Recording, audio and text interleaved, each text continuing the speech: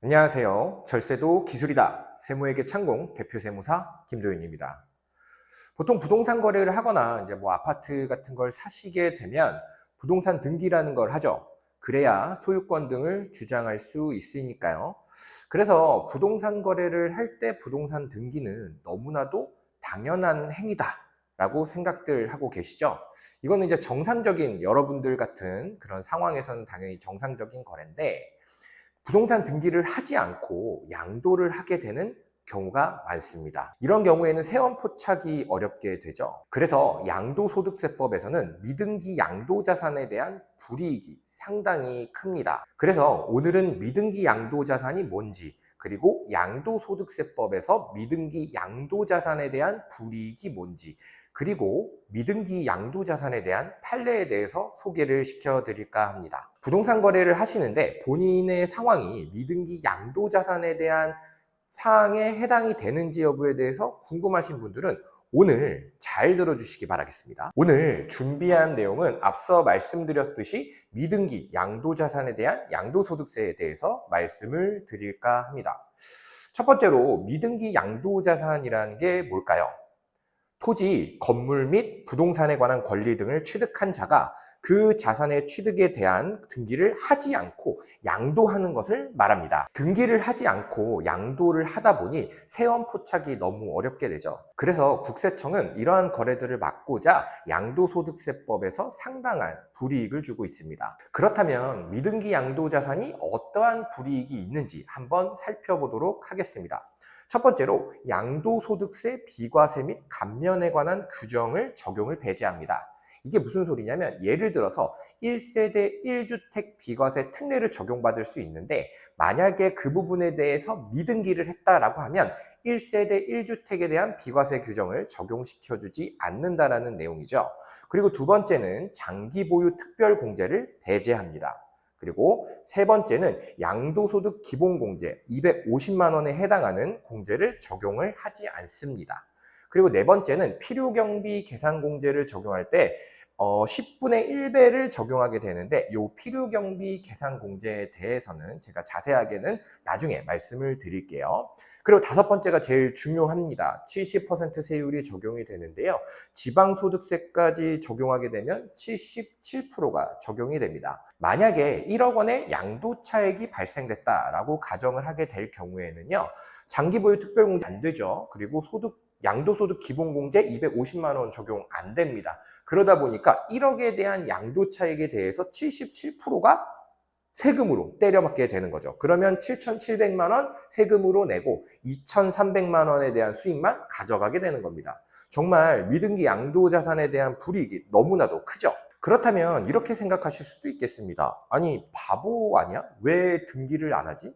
등기를 해야 내 소유권을 주장할 수도 있는데 말이야 라고 말이죠. 등기를 하지 않고 양도를 하는 경우에는 크게 두 가지 경우가 있습니다.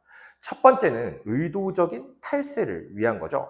이런 사람들은 혼나야 됩니다. 두 번째로 상황이 애매해가지고 이게 등기 부동산인지 아니면 미등기 부동산인지 판단이 어려운 경우가 있을 수 있겠습니다. 이런 경우에는 만약 판단을 제대로 잘못하게 되면 당연히 본세는 내야 되고요. 그 다음에 77%에 대한 양도 차익에 대한 양도소득세를 안 낸 부분에 대해서 가산세가 발생될 수 있습니다. 과소신고 가산세가 발생될 수 있는데, 과소신고 가산세는 10% 적용이 되는데요. 만약에 그게 부정적인 거다라고 하게 되면 40%까지 맞을 수 있습니다. 즉, 양도 차익으로 내가 벌어들인 돈보다 세금으로 더 내야 되는 상황이 발생될 수가 있는 거죠. 그러니까 이 부분에 대해서는 판단을 상당히 잘해야 됩니다. 그렇다면 본인의 이런 상황이 놓였을 때 누구를 찾아가겠습니까?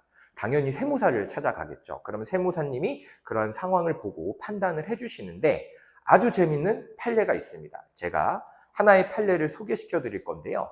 이 판례는 제가 이따가 필기로 자세하게 보여드릴 건데요. 한번 보시죠. 대법 2012-27466입니다. 이 사건에 대해서 간략하게 설명을 드리면요.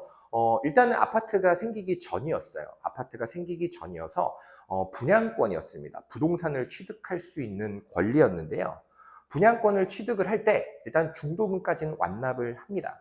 그리고 잔금을 이제 완납을 해야 되는데 잔금에 대한 일부를 납부를 하지 않은 거예요. 그 상태에서 아파트가 세워졌어요. 세워졌는데 그 아파트를 잔금을 치르지 않은 상태에서 양도를 해버린 겁니다. 그렇게 됐을 땐 미등기 자산일까요? 제가 이 부분에 대해서 필기로 말씀드릴게요. 자, 한번 보겠습니다. 일반적인 양도 시기 같은 경우는 우리가 잔금 지급일이 속한 달의 말일부터 2개월 이내 양도소득세 신고를 해야 합니다.